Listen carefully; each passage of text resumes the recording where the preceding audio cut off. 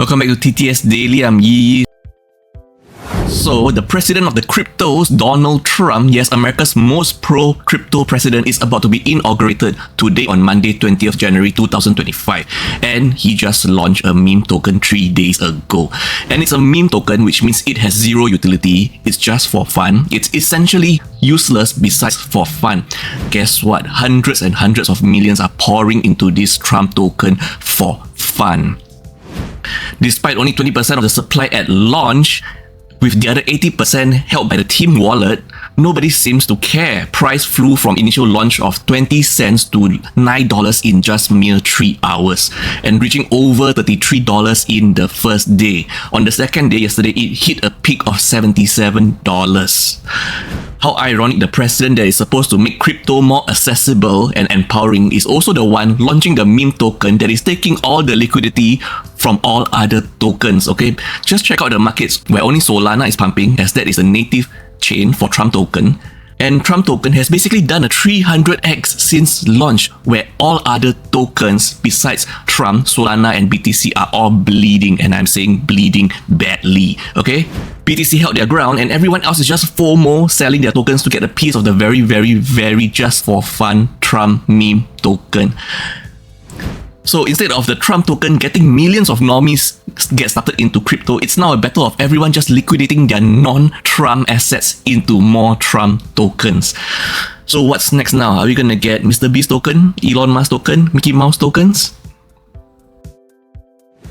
We're in Malaysia, Johor, Bahru right now, where a horrifying story happened. We covered similar stories like this before. So basically, near KSL City Mall in JB, Malaysia, on January 14, okay, Miss Venus Ho was approached by a man and a woman promoting a product while she was shopping alone. So they are very insistent. They keep telling these scammers, or I would say, criminals, they will insist you to try their products. You know, they will, even though you say no, I'm not interested, they will try. They will say, okay, please smell this. This is all organic. This is homegrown. This has so many medical effects. They will start saying, they'll make up a lot of lies. They'll spout like, so and so love this product. There and there have so much health benefits. So they insisted she tried their products, which appeared to be tea leaves, and she finally caved in, you know, to their persistent requests. And after smelling the contents, Miss Venus Ho felt dizzy and weak. The woman then took Miss Ho's bag, and the man claimed Ho was his wife, attempting to drag her into a car, okay?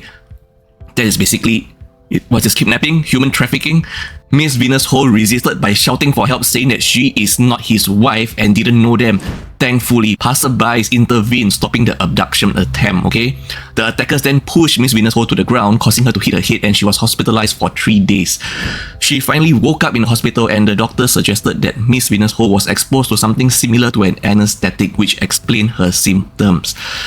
Absolutely terrifying. So do not accept food, drinks or smell items from strangers, as they might contain harmful substances, as this seems to be a growing trend right now. So also, they will tend to use key terms that will, you know, make you feel like you are obliged to do so. They might even say, please try this, please smell this, because so and so, this is helping the kids, this is helping a charity, and you might feel obliged to do so. But then if you do not know them and they don't show like official certifications, and sometimes the bigger problem is you can't even tell if the certifications they're showing you is legit or not.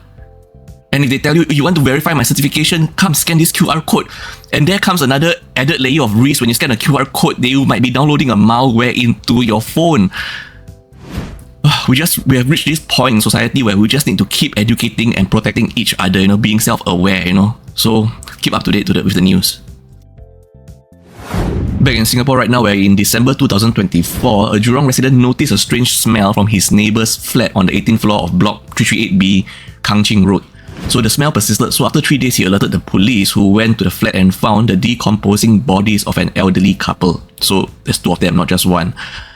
The elderly couple, Mr. Lim and Madam Ong, both died of natural causes. So the incident is noted as very rare by a trauma cleaner, as it involved 2 individuals dying together, unlike the more common cases of single individuals passing on alone. So the couple was known to the community as friendly and active in local senior activities. However, they live relatively isolated lives with few visitors. Their health issues, including diabetes and mobility challenges, are known to neighbours.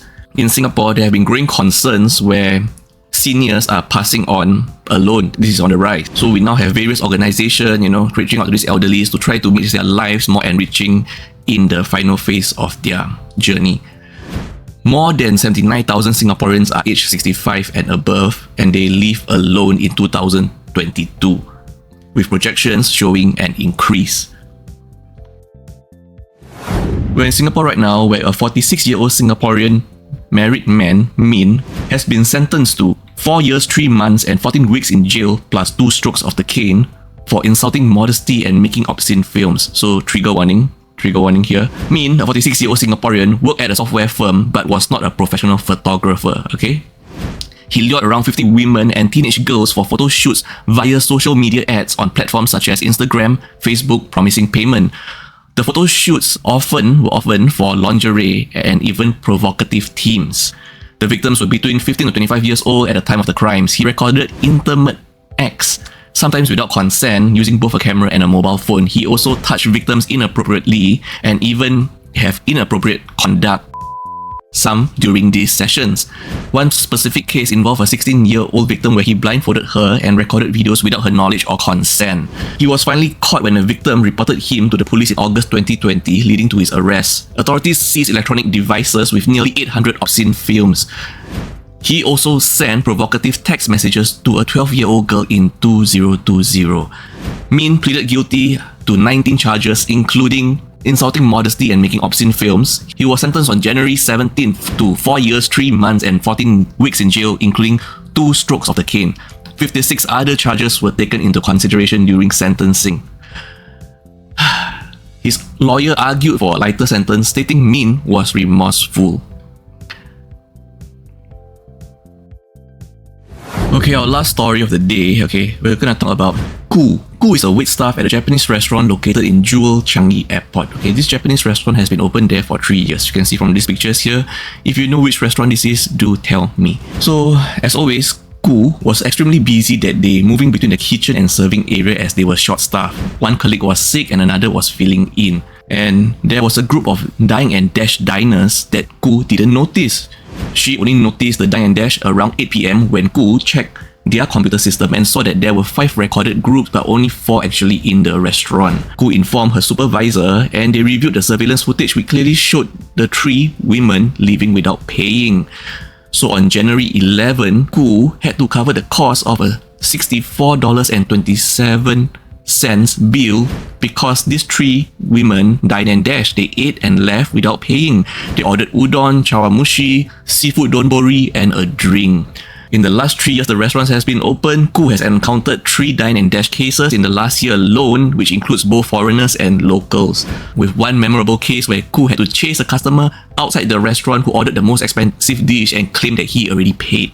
Ku has to pay for this Dine-and-Dash out of pocket due to restaurant's policy, which Ku finds it frustrating, and I also find it frustrating.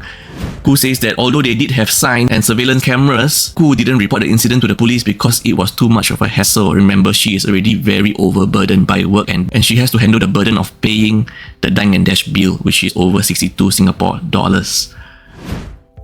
So from this story, I am more concerned why are restaurants having these policies where waitstaff members have to pay for Dine-and-Dashes? Why? Or maybe the problem lies in the fact that these restaurants should have more staff. Or maybe the problems underlie that these restaurants might instead be understaffed.